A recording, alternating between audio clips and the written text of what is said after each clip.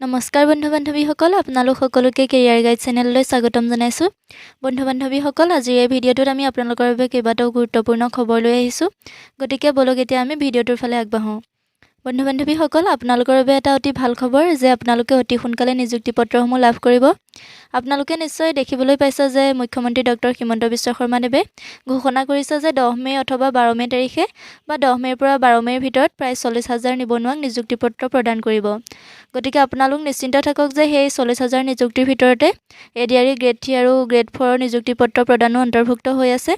এই সম্পৰ্কে আপোনালোকক আমি আগৰ ভিডিঅ'টো জনাইছিলোঁ। গতিকে নিযুক্তি পত্ৰসমূহ যিহেতু মে'ত দিব, আপোনালোকৰ মেৰিট লিষ্টটো অতি সোনকালে প্ৰকাশ পাব।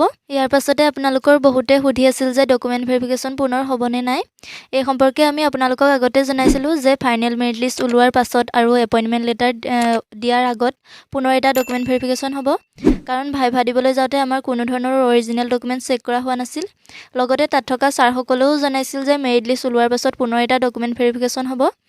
যদি কোনোবা এডভাৰটাইজমেণ্ট ওলোৱাৰ আগতে গ্ৰেজুৱেট কেণ্ডিডেটে এমপ্লয়মেণ্ট এক্সচেঞ্জ কাৰ্ডত HSD ভাইভা দি আহিছিলে, তেওঁলোক হয়তো সেই ডকুমেণ্ট ভেৰিফিকেশ্যনৰ ৰিজেক্ট হ'ব পাৰে। এতিয়া আমি চাওঁ যে নিযুক্তি পত্ৰ লাভ কৰাৰ আগতে আপোনালোকে কি ডকুমেণ্ট গোটাই ল'ব লাগিব। সেই সম্পৰ্কে 25/3/2022ত যিখন নটিচ প্ৰকাশ পাইছিলে তাত লিখা আছিল চিলেকশ্যন প্ৰচিডিউৰত 3টা পইণ্ট। এতিয়া আমি চাওঁ যে নিযুক্তি পত্ৰ লাভ কৰাৰ আগতে আপোনালোকে কি ডকুমেণ্ট গোটাই ল'ব। সেই সম্পৰ্কে 25/3/2022ত প্ৰকাশ পোৱা নটিচখনত চিলেকশ্যন প্ৰচিডিউৰৰ 3টা পইণ্টৰ ভিতৰত 3 নং পইণ্টটোত লিখা আছিল। সেইকেইটা হৈছে এজ প্ৰুফ চাৰ্টিফিকেট, তাৰপাছতে আপোনালোকক লাগিব কাষ্ট চাৰ্টিফিকেট যদি আপোনাৰ নামটো মেৰিট লিষ্টত ৰিজাৰ্ভ কেটেগৰীত আহে, বা আপোনাৰ নামটো যদি ৰিজাৰ্ভ কেটেগৰীত নাহে জেনেৰেল কেটেগৰীত আহে তেনেহ'লে আপোনালোকৰ কাষ্ট চাৰ্টিফিকেট নহ'লেও হ'ব।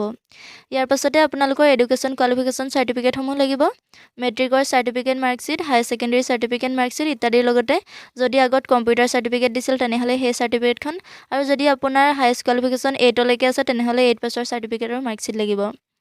তাৰপাছতে EWS সকলৰ ক্ষেত্ৰত EWS চাৰ্টিফিকেটখন প্ৰয়োজন হ'ব, আৰু PWBD সকলৰ ক্ষেত্ৰত ডিজেবিলিটি চাৰ্টিফিকেটখন লাগিব। লগতে আপোনালোকক প্ৰয়োজন হ'ব ডিক্লেৰেশ্যন ফৰ্ম A।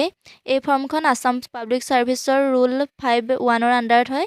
এই ফৰ্মখনৰ জৰিয়তে আপুনি জনাব লাগিব যে আপোনাৰ পৰিয়ালত 2টাতকৈ অধিক সন্তান নাই বা ভৱিষ্যতে নহয়।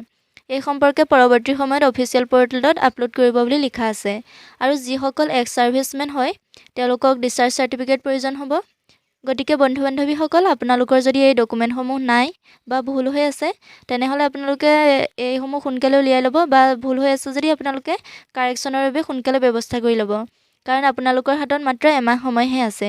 ইয়াৰ উপৰিও আপোনালোকৰ যদি কাৰোবাৰ ফৰ্ম ফিল আপ কৰোঁতে ভুলতে এক্স ছাৰ্ভিচমেন PWBD অথবা EWS দিলে কিন্তু আপোনালোক প্ৰকৃততে সেইটো কেটেগৰী নহয়, তেতিয়াহ'লে আপোনালোকৰ মেৰিট লিষ্টত যদি জেনেৰেলত আপোনালোকৰ নাম আহে তেনেহ'লে এইসমূহ ডকুমেণ্ট আপোনালোকৰ নহ'লেও হ'ব। কিন্তু যদি আপোনালোকে ভুলতে দিয়া সেই কেটেগৰীটোত আপোনালোকৰ নাম আহে তেনেহ'লে হয়তো আপোনালোকৰ প্ৰব্লেম হ'ব পাৰে। বন্ধু বান্ধৱীসকল আজিৰ ভিডিঅ'টো ইমানেই। আমি যিমান পাৰোঁ আপোনালোকৰ সহায় হোৱাকৈ ভিডিঅ'সমূহ দি যাবলৈ চেষ্টা কৰিম। যদি আমাৰ এই ভিডিঅ'টো ভাল লাগিছে তেনেহ'লে প্লিজ লাইক, কমেণ্ট, শ্বেয়াৰ আৰু ছাবস্ক্ৰাইব কৰিবলৈ নাপাহৰিব।